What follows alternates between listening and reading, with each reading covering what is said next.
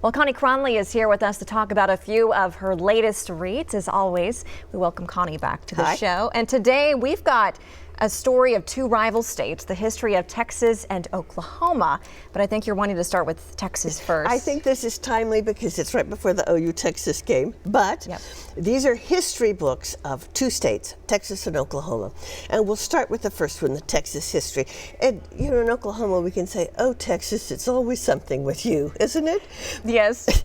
So we all know the motto, remember the Alamo. Well, this book is titled Forget the Alamo. And it's by three native Texans who tell us that everything we think we know about the Alamo myth is not right. I was going to say, because part of the title of this book is The Rise and Fall of an American Myth. Right. So it is told as an 1836 heroic tale, white Anglo heroic tale of 180 rebels fighting to the death to defend Texas independence. And these writers say that's not quite true.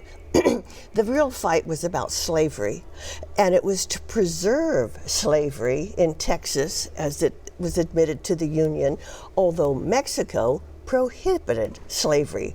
So here came Santa Anna with his troops to say, no, you're not going to be admitted as a Texas state.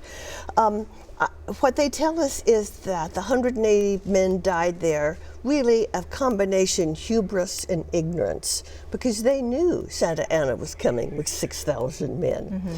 And he also debunks, this is sort of one of the new histories, not revisionist histories, but the other side of history, the three holy trinity of the Alamo, were Jim Boy and Davy Crockett and William Travis.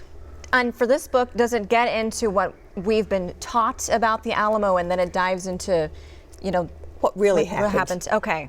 And the second book that we have here talking about Oklahoma history, I'll let you introduce it because this is a very special book. Special to me because I wrote it. She wrote it, yes. The theme of these two books is who gets to write our history. And for Texas, it was the Anglos, and they completely ignored the Tejanos who fought with them. This book is about who writes Oklahoma history. Kate Barnard was the first elected woman official in the state in 1907, but she's more important for what she did than what she was.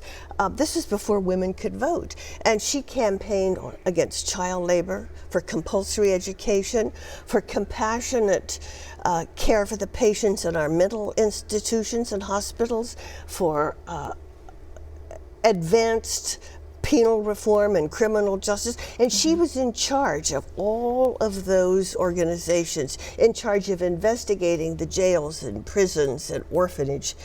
And she was not only the most famous person in the state, she was the most famous Oklahoman in the nation, quoted more than any other citizen, national press.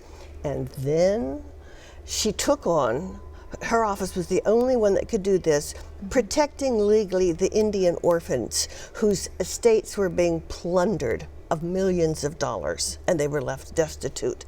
The only one that could do that.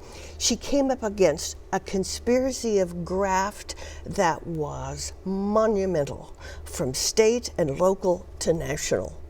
And she didn't have a chance. The grafters overwhelmed her, and they were stealing the Indians' orphans' land by bribery, embezzlement, kidnapping, murder.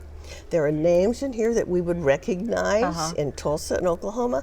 Ruined her department, ruined her health and her life. And why didn't we hear of her? Because she lost this battle. She didn't get to write history. But I did. But you did, and you said you spent 50 years on this. I started it 50 years ago. It's a long story. Another day. And it just came out recently, so check it out, especially for all of your hard work. 50 years. Thank you. Again, it's called A Life on Fire, Oklahoma's Kate Barnard, by our own Connie Cronley. Thank you, Shannon. All right, thanks again.